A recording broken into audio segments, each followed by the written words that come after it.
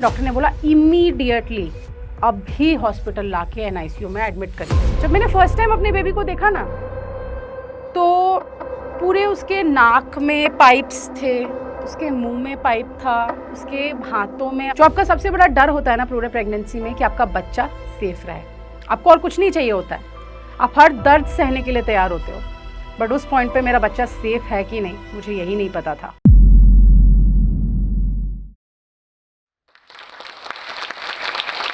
माँ बनने का एहसास बहुत ही ज़्यादा खास होता है, बट मेरे लिए यही एहसास बिल्कुल किसी नाइटमेयर से कम नहीं था। मेरी लाइफ का एक बहुत बुरा सपना, जो कि डेफिनिटली एक बहुत पॉजिटिव आउटकम के साथ आया।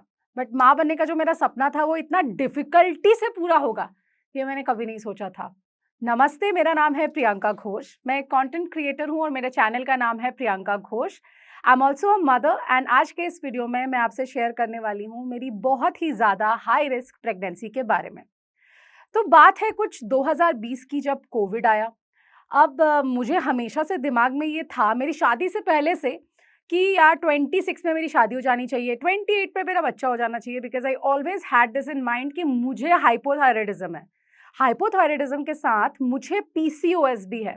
तो डॉक्टर ने मेरे लिए टाइमलाइन सेट कर दी थी कि अगर आपको बेबी चाहिए तो 28 पे कर लेना। मुझे लगा कि चलो, मेरी एज भी कम है, मैं फिट भी हूँ, हो जाना चाहिए ईज़िली।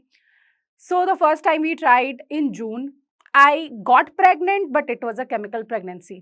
बहुत मेंटल ट्रॉमा हो जाता है जब आप सोच रहे होते हो कि आप प्रेग्नेंट हो, and then at the end it just gets spoiled, सब कुछ बर्बाद हो जाता है। बहुत दुख में थी, बहुत डिप्रेस थी, बहुत ट्रॉमाटाइज थी।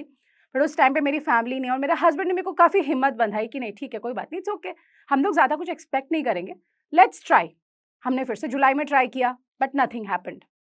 इन अगस्त finally when I gave the thought कि भैया अब होता है तो ठीक है, नहीं होता है तो कोई बात नहीं, स्ट्रेस नहीं लेना मुझे, is the time when I conceived. 9 अगस्त के एंड आते आते आई रियलाइज्ड कि मेरी बॉडी में कुछ तो अलग चल रहा है। एंड बाय सितंबर 4 मैंने अपना टेस्ट लिया, यूरिन टेस्ट, घर पे। इस बार 2 पॉजिटिव लाइंस आ गई यूरिन टेस्ट में, and I was very happy कि चलो, पॉजिटिव लाइंस आई हैं।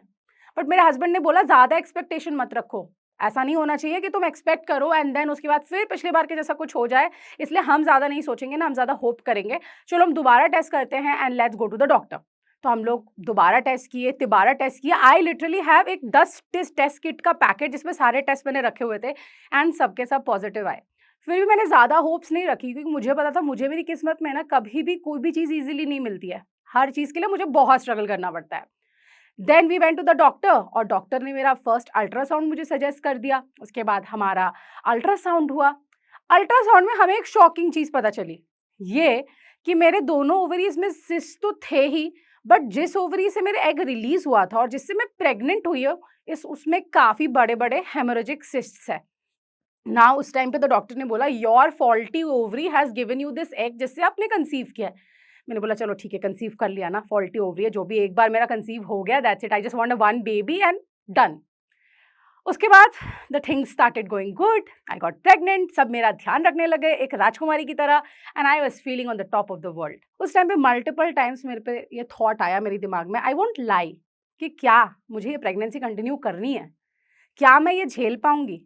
बट देन आई डिसाइडेड कोई बात नहीं, ठीक है, करते हैं, हिम्मत रखते हैं। हस्बैंड ने बहुत हिम्मत बंधाई, मम्मी ने बहुत हिम्मत दी, एंड समहाउ हमारा वो टाइम थोड़ा निकल गया। I completed 3 months. स्कैन्स में सब सही आ रहा था और ब्लड टेस्ट भी सही सही चल रहे थे। आई वॉज हैप्पी कि चलो अब सब ठीक है। अराउंड आई फेल्ट कि मतलब पूरे के पूरे 3 महीने बाद मैंने कुछ खाया था, अदरवाइज तो मैं जो खा रही थी सब कुछ मेरी वॉमिटिंग में निकल जा रहा था, और वेट लॉस भी काफ़ी ट्रिमेंडस हो रहा था। 4th मंथ से चीज़ें थोड़ी सेटल होनी स्टार्ट करी। But then what I did not realise is कि लाइफ में आगे मेरे कितनी मुश्किलें आने वाली है, and this is just the tip of the iceberg. जो मेरे प्रॉब्लम्स के नीचे एकदम दबी हुई है ना चीज़ें, वो अब बाहर आने वाली हैं।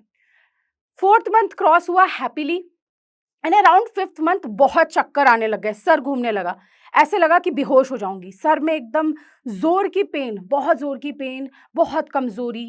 And that's when I got my blood test done, और मुझे पता चला कि मेरा हेमोग्लोबिन 8 हो चुका है और मेरा आयरन लेवल सुपर डुपर लो है। मैं आयरन की मेडिकेशंस रेगुलर खा रही थी, बट मेरी लास्ट डॉक्टर की गलती के वजह से हम लोगों ने इसको पहले से डिटेक्ट ब्लड टेस्ट में होने के बाद भी मेरी डॉक्टर ने मुझे नहीं बताया कि आपको सीवियर आयरन डेफिशिएंसी है और आपको इसके लिए स्पेशल टेक केयर करने की ज़रूरत है। मैं तो फर्स्ट टाइम प्रेग्नेंट हुई थी, मुझे तो नहीं पता था कि क्या होना चाहिए, क्या नहीं। अनीमिया की प्रॉब्लम मुझे हमेशा से रही है। But this was the time I changed my doctor. मैं इस टाइम पे अपने मायके में थी। सडनली मैं हॉस्पिटल में गई, इमरजेंसी के बेड पे पहुँच गई एंड उसके बाद डॉक्टर ने मुझे बोला कि अभी आईवी आपको लगानी पड़ेगी। It started and trust me, ये मेरी लाइफ का सबसे पेनफुल इंजेक्शन था सो फार। मुझे नहीं पता था इसके बाद और भी पेन आना है, बट बहुत ही ज़्यादा पेनफुल इंजेक्शन था, बहुत पेन हुआ मुझे। मेरे वो 2 से 3 घंटे जो मुझे 2 आईवीज़ चढ़ी आयरन की, were the most painful. I can not express, जिसको भी ये हुआ होगा दे वुड अंडरस्टैंड कि कितना पेनफुल होता है। बट स्टिल बच्चे के लिए इंसान कुछ भी कर लेता है, माँ कुछ भी सह लेती है। यही सोचकर मैंने बस भगवान का नाम लिया एंड सोचा कि अब शायद सब कुछ सही हो जाएगा। फ़रवरी से मुझे बहुत खाँसी होने लग गई, बहुत खाँसी, इतनी खाँसी जो नॉन स्टॉप खाँसते ही जाओ, खाँसते ही जाओ। और अराउंड 1 महीने मेरा ट्रीटमेंट चल चुका था, एक्चुअली जनवरी से ही। फ़रवरी में मेरा ट्रीटमेंट ऑलमोस्ट चल के हम थक चुके थे। आपको पता होगा कि प्रेगनेंसी में आप कोई भी ऐसे सीवियर एंटीबायोटिक्स नहीं ले सकते, कोई भी मेडिसिन आप खुद से नहीं ले सकते। जो भी आपकी डॉक्टर एडवाइस करेगी, आप बस वही ले सकते हैं। और मुझे एक सिंपल सा कफ सिरप दिया था जो कि मतलब हनी बेस्ड था, तो जिससे कोई फ़ायदा हो नहीं रहा था। बहुत तकलीफ़ हो रही थी, ऐसा लग रहा था बिकॉज़ जब आपका टमी ग्रो करता है, जब आपका बच्चा आपके पेट में ग्रो करता है, ऑलरेडी आप यूरिन नहीं होल्ड कर पाते क्योंकि बहुत ज़्यादा तकलीफ़ होती है। एंड उस पॉइंट पे मैं 24 घंटे में से आई थिंक 22 घंटे खाँस ही रही थी कॉन्स्टेंटली और मुझे नहीं पता था कि मेरे साथ क्या हो रहा है।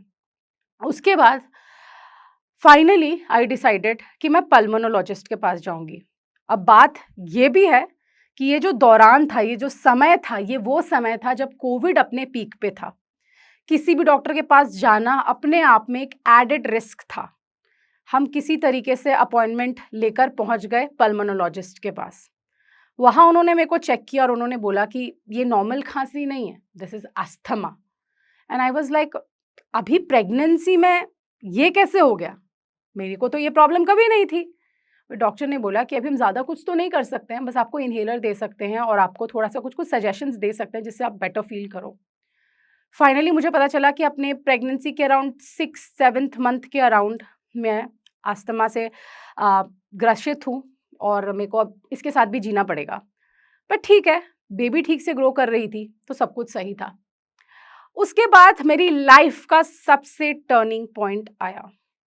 वो पॉइंट जहाँ पे मुझे ये लगा कि अब शायद बस इससे ज़्यादा बुरा क्या हो सकता है। मेरा 28th वीक का स्कैन हुआ था और सब कुछ तब तक सही चल रहा था। डॉक्टर ने बोला था तुम्हारी नॉर्मल डिलीवरी के लिए हम ट्राई कर सकते हैं, सब कुछ बहुत अच्छा चल रहा है।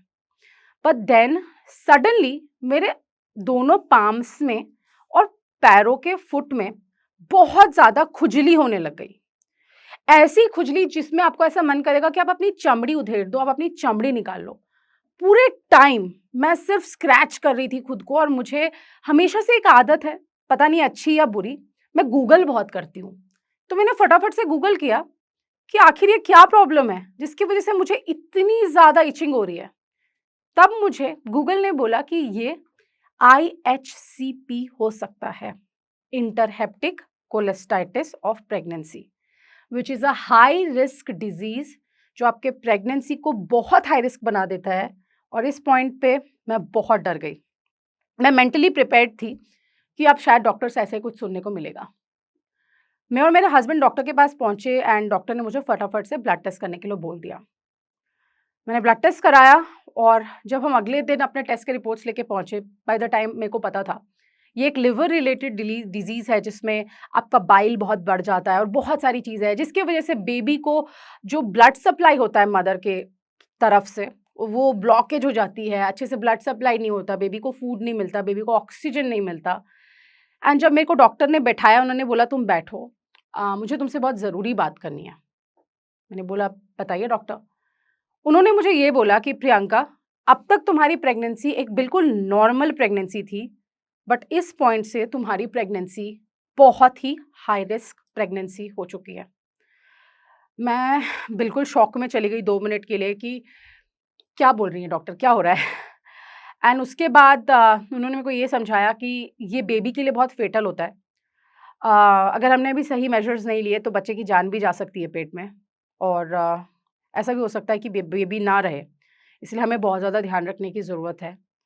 और ट्रस्ट मी जब आप अपनी प्रेगनेंसी में 6-7 महीने निकाल चुके होते हो, इनफैक्ट पहले दिन से, जो आपका सबसे बड़ा डर होता है ना पूरे प्रेगनेंसी में कि आपका बच्चा सेफ रहे। आपको और कुछ नहीं चाहिए होता है। आप हर दर्द सहने के लिए तैयार होते हो। बट उस पॉइंट पे मेरा बच्चा सेफ है कि नहीं, मुझे यही नहीं पता था। सडनली डॉक्टर्स ने ये बोला और उसके बाद डॉक्टर ने बोला कि अब बस हमें बहुत विजिलेंट होने की ज़रूरत है। हर दिन तुम्हारा ब्लड टेस्ट होगा, हर दिन। क्या आप सोच सकते हैं? हम अगर हफ्ते में भी एक बार ब्लड टेस्ट करा लें तो बहुत पेनफुल चीज़ होती है। बट मेरा ब्लड टेस्ट हर दिन होना स्टार्ट हो गया। हर दिन मेरे लिवर फंक्शन टेस्ट होते थे और हर दूसरे दिन मेरे बाइल का मेजर लिया जाता था कि कितना है। एक मेडिकेशन दी गई जो डॉक्टर ने बोला 3 टाइम खानी है, मिस नहीं करना है, अगर तुम मिस करोगी तो बच्चे को कुछ भी हो सकता है।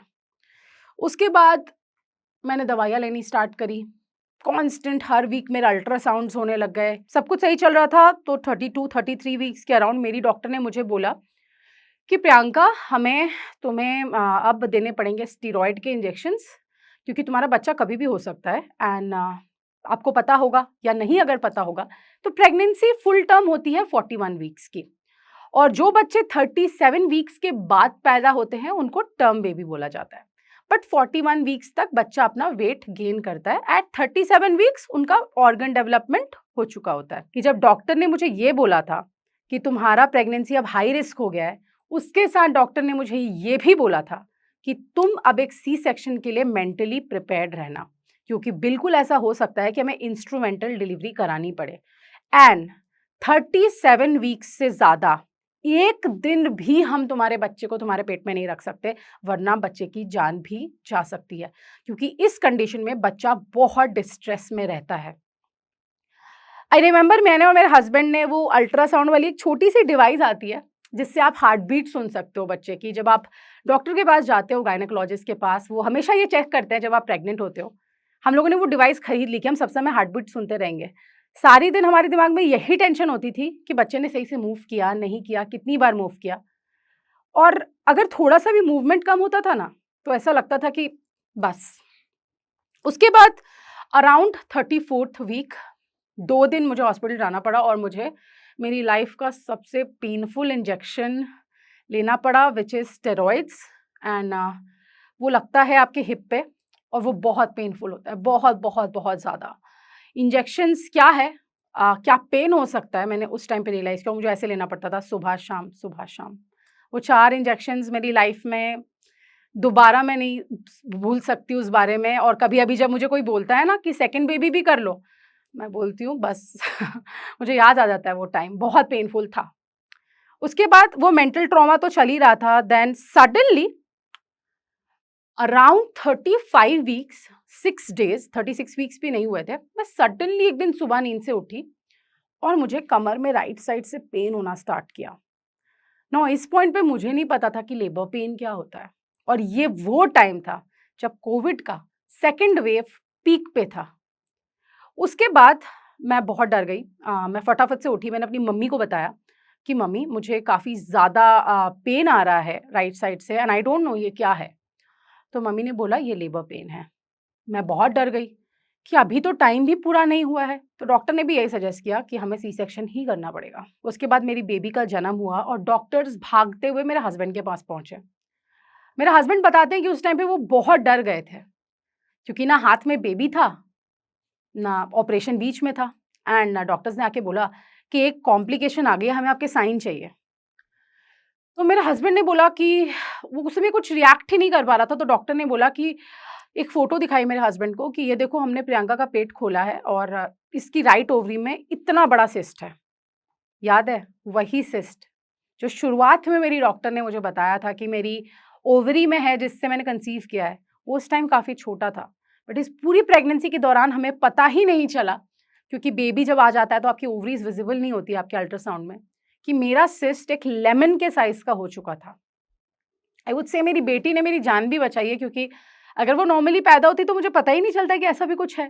क्या पता बाद में वो किसी और रूप में हमारे पास वापस आता और मुझे कुछ बहुत ज़्यादा प्रॉब्लम्स दे के जाता।